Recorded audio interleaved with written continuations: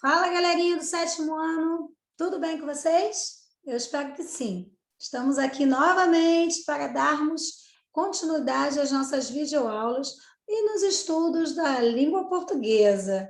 Bom, o assunto da aula de hoje é texto narrativo e a sua estrutura. Eu espero que vocês estejam com o caderno em mãos para que a gente possa fazer as anotações necessárias. Aí, ó, na telinha de vocês, texto narrativo. Bom, contar uma história vai muito além do que somente falar o que aconteceu. Você tem que envolver o leitor. Então, um texto narrativo deve conter elementos que ajudem o leitor a entrar no mundo proposto pelo escritor.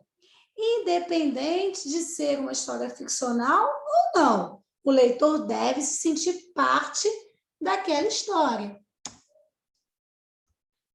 Bom, vamos ao primeiro aspecto do texto narrativo. O enredo.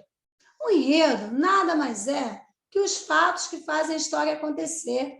É ele que guia a história e traz a estrutura básica da narrativa. Essa estrutura básica vamos ver qual é essa estrutura básica?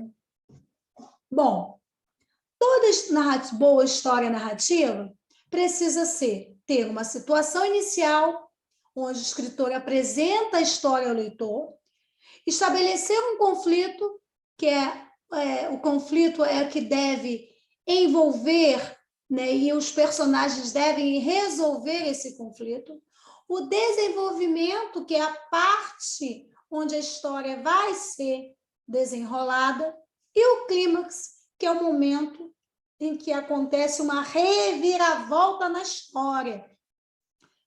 Um certo suspensezinho, né, gente? Para não ficar algo monótono, tem que ter aquele momento de maior tensão. Esse momento de maior tensão é chamado de clímax.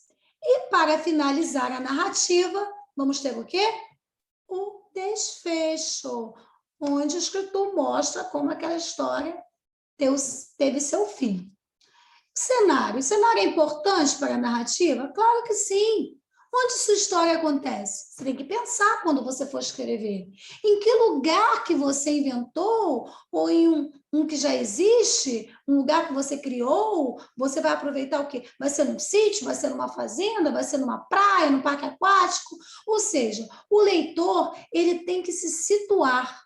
Independente se for um lugar real ou imaginário, você deve descrever este cenário. Personagens. É claro que você sabe que uma história precisa de personagens, né? Não existe uma história sem personagens. Nós somos personagens das nossas histórias de vida. Então, quando você for criar o seu texto narrativo, você tem que pensar, quem serão os meus personagens? Eles podem ser pessoas, podem ser animais, seres mitológicos ou não. Nós temos que é bom ter o enredo ser mais bem desenvolvido, um protagonista, um antagonista, que pode ser um vilão, e temos também que ter aqueles personagens secundários, né? Eles estão ali para compor a história, mas precisam estar. O narrador. Bom, quando a gente for construir uma narrativa, a gente tem que pensar, como que vai ser essa narrativa? O narrador, a história vai ser contada sob o ponto de vista de alguém que participa da história, ou ela vai ser contada sobre o ponto de vista de alguém que não participa da história, mas apenas está ali observando os acontecimentos? Bom, então você vai escolher. Se for um narrador personagem, ele também vai participar da história. A narração vai ser em primeira pessoa. Se for um narrador observador, ele não vai participar da história. Ele vai estar apenas contando aquilo que ele vê, escrito em terceira pessoa. Ou você pode ter aquele narrador onisciente, que é aquele narrador que não participa da história, mas ele tem ciência de tudo que os personagens sentem. É quase um deus, né? Onisciente, onipresente. Isso é muito bacana. Olha, eu gosto muito que o aluno faça um esquema mental. Então, se vocês estiverem aí com a caneta, como eu sugeri, o caderninho em mãos, anotem esse esquema, porque vocês não vão esquecer. Texto narrativo. Enredo, situação inicial, conflito, desenvolvimento, clímax e desfecho. Cenário aí vocês vão usar um pouco de descrição, tá vendo? Fazer os detalhes do lugar onde vocês estão. Era uma praia com muitas montanhas, em meio às montanhas, tínhamos uma areia branquinha, um mar bem claro, e você vai começar a descrever aquele cenário. Personagens, olha o que eu falei, protagonista ou antagonista e os secundários. O narrador pode ser personagem, tá? Em primeira pessoa, pode ser um narrador observador, que não é personagem, narração em terceira pessoa, ou iniciante, que também é em terceira pessoa, mas ele sabe tudo. Narrador onisciente é aquele que sabe tudo que acontece com os personagens, tudo que ele sente. Perceberam, pessoal? Vamos lá. Esse esquema ou não é facinho da gente guardar? Como fazer um texto narrativo? Pergunta boa essa, hein? Para escrever um bom texto narrativo, é preciso saber construir e descrever as personagens. Lembre-se de caracterizá-las de forma física, mas também psicologicamente.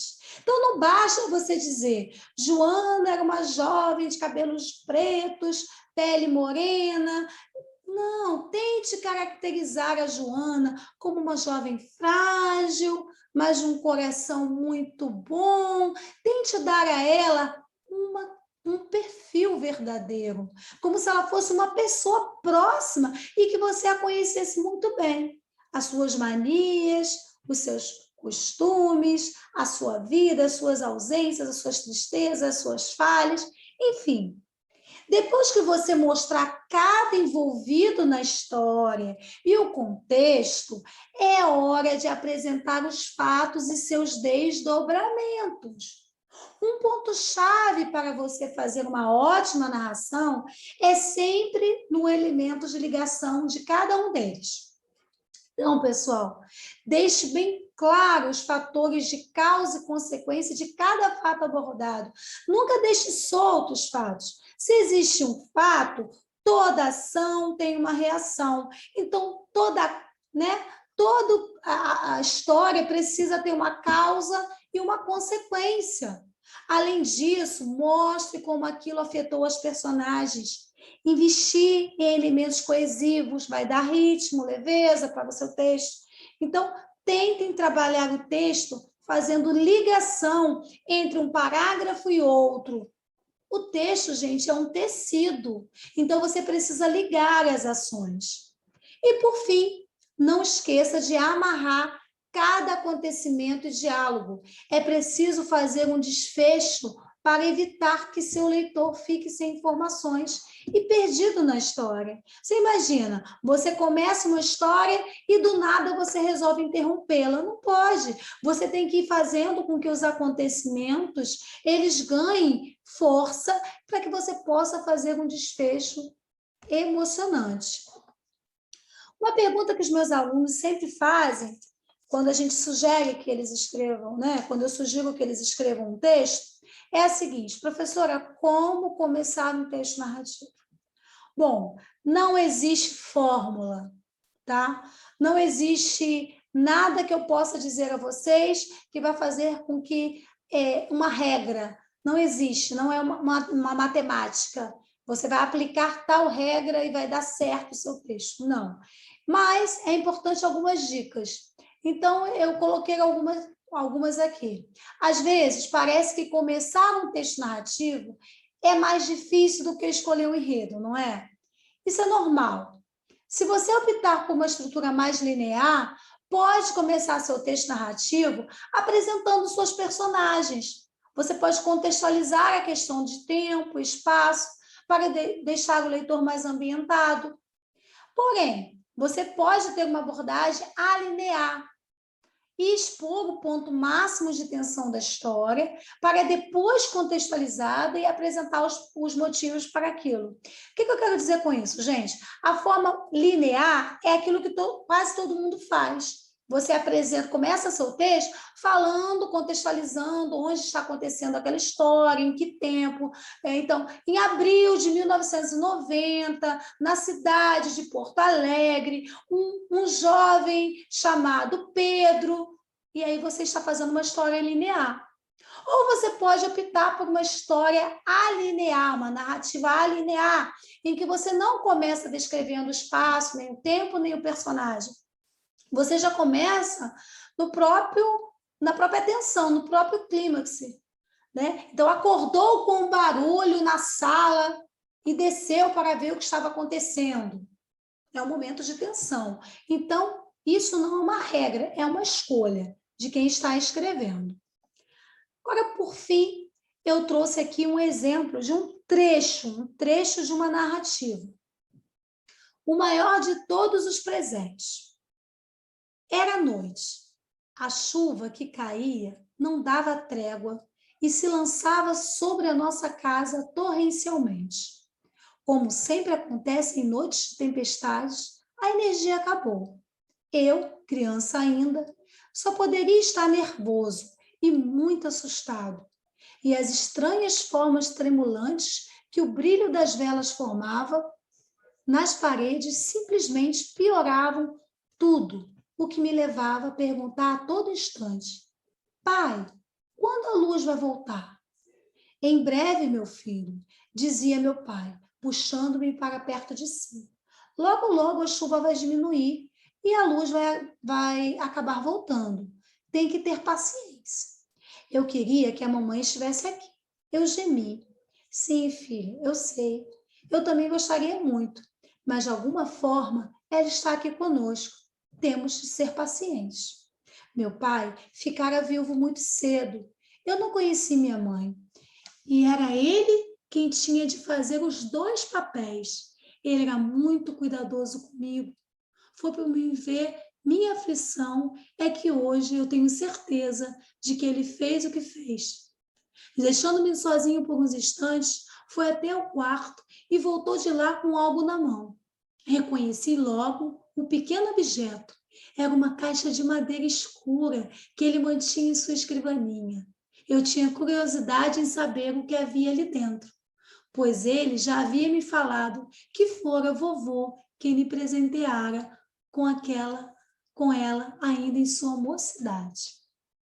Bom, isso aqui é só um trechinho de um texto narrativo, mas ele tem muitos elementos importantes, né? Então, percebam que logo no início a gente não tem uma narrativa muito linear, né? A gente já tem uma narrativa que foge àquela em que apresenta o espaço, apresenta muito bem os personagens, aquela descrição. Já está meio que no clímax, né? No momento de maior tensão.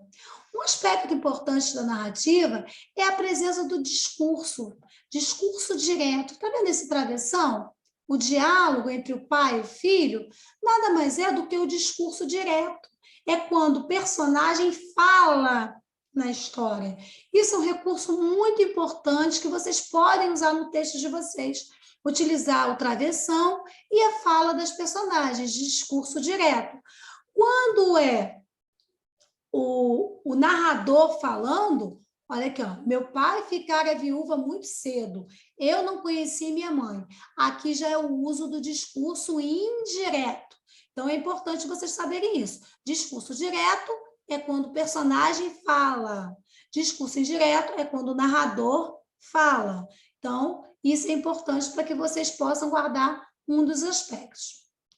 Pessoal, por hoje é só. Nossa aula vai chegar ao fim. Eu espero que vocês tenham gostado, curtido e ficado, assim, bastante animados para o nosso próximo encontro. Eu já aguardo vocês ansiosamente. Um abraço, fiquem bem.